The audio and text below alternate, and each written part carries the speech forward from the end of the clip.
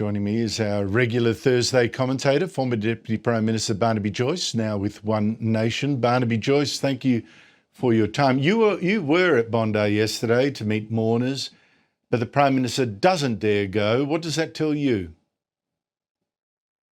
That he knows he's in the wrong and he hasn't done enough. And I don't know whether being in the wrong is the solution here. He's got to basically come up with a suite of proactive measures. What we have overwhelmingly is discussions about what to do after the horse is bolted.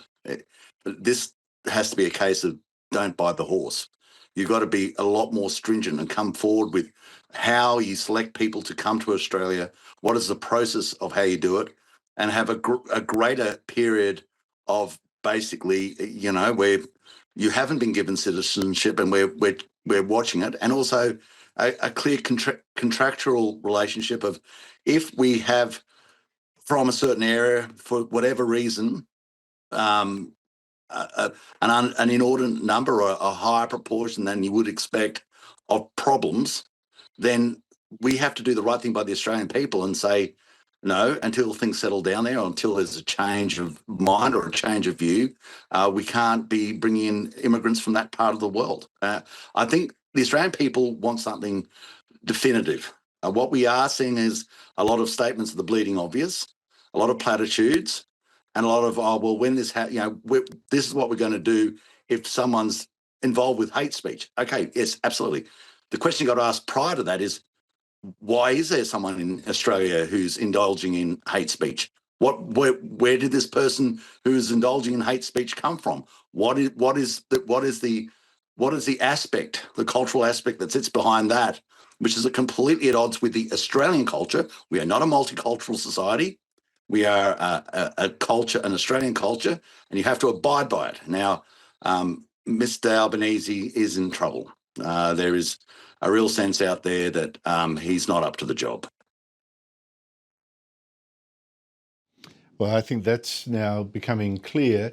It's interesting. The last immigration minister I heard talk in the way that you're suggesting was the late Kevin Andrews. This is many years ago, who suggested slowing down immigration from certain African countries, given the difficulty of minorities from that country integrating here, crime rates and things like that. He was blasted, Barnaby, as you well know, as a racist. And since then, we've imported people, including 5 Muslim refugees who committed terrorist attacks on our soil. I don't think we've learned the lesson of what you're talking about. Why is that? Why has there been a reluctance to at least publicly say immigration from these particular countries will be limited until we can prove that we can properly settle the majority or most of them that are here already? And that's what other countries do, by the way. Other countries, outrageous countries such as Egypt, Saudi Arabia, Japan, Korea. It's not something new. These are both Islamic countries, and suppose Shinto countries and Buddhist countries. I mean, there are other places in the world that do precisely this, and the reason they do it is maybe they're just a lot more aware of the problems you can have. Now, it's really a contractual basis for that. If you come to Australia, you are not only a representation of yourself, you're a representation of where you come from. You're a representation of that culture of where you come from. And you have to understand that there is a period of observation.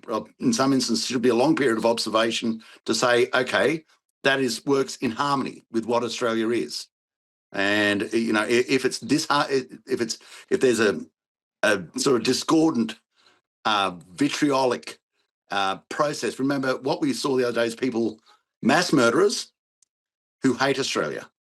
They did say and it's sort of even now we've got this sort of weird amalgam of it's about a Jewish other people thing. No, it's absolutely about Jewish. It's an absolute, but it's people.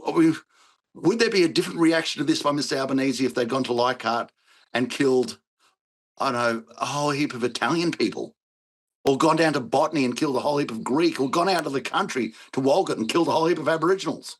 I mean, just the fact that is happening in Australia is bizarre. It's an outrage. And of course, that causes us that we have to do something that's way beyond what we've done in the past, because what we've done in the past is not working. Yeah, it's interesting. A lot of people are saying that one of the heroes of Bondi was a Muslim man who tackled unarmed one of the gunmen, incredibly brave. All credit to him. 3 Jews also did the same. They were killed. But I have to point out that hero of Bondi, a very, very popular Palestinian website in the Palestinian Authority, well, there's been a survey done, and most of the readers who comment on it are calling him a traitor and hate him. So there's something over there that's in the water that I don't know that we need to import. I asked Barnaby, I said, the Prime Minister's finished. He should go. You know, it's easy to say that, and you know how politics works. There's a Christmas break coming up. The Prime Minister will no doubt try to wait it out. He'll then hope people have moved on, and then, politics back to normal. Do you think it's going to work like that again, or is he finished? Has something snapped? I think something has snapped. And as we speak tonight, Andrew, Hizb ut-Tahrir is still legal in Australia. As we speak tonight, the Islamic Brotherhood is still legal in Australia. As we speak tonight, not one piece of legislation has been through any house in both the federal or the state levels to deal with this. As we speak tonight, no one's been called back to Parliament. I mean, as we speak tonight, Andrew, to be quite frank, not much has happened at all. Well, there's been a press conference. I mean, well, I got to say, Barnaby, I find it ironic that the Prime Minister's given press conferences calling for unity, standing in front of 3 flags. I mean, a symbol of a division that I think he's really got to reflect on far more broadly than he has to date. Barnaby Joyce, thank you so much for your time.